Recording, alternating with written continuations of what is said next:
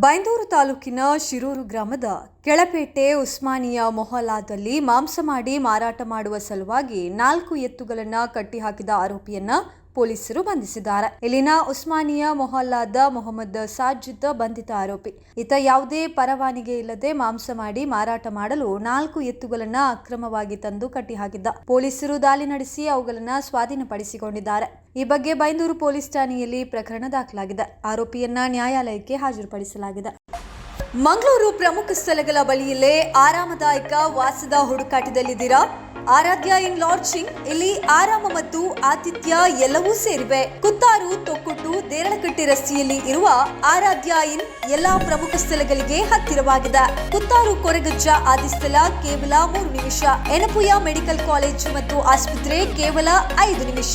KS Hegde medical college 5 ನಿಮಿಷ. Father Muller homeopathy medical college 5 ನಿಮಿಷ.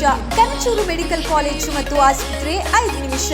ಇನ್ನು ವಿದ್ಯಾರ್ಥಿಗಳು ಅಥವಾ ಉದ್ಯೋಗಿಗಳಾಗಿದ್ರೆ ಮಂಗಳೂರು ವಿಶ್ವವಿದ್ಯಾನಿಲಯ ಕೊನಾಜಿಯಿಂದ 15 ನಿಮಿಷ. ಇನ್ಫೋಸಿಸ್ ಮುಡಿಪು ಕೇವಲ 20 ನಿಮಿಷ. ವಿಶ್ರಾಂತಿಗಾಗಿ ಉಳ್ಳಾಲ ಬೀಚ್ ಮತ್ತು ದರ್ಗಾ 10 ನಿಮಿಷ. ಸೋಮೇಶ್ವರ ಬೀಚ್ ಮತ್ತು ದೇವಾಲಯ 15 ನಿಮಿಷ.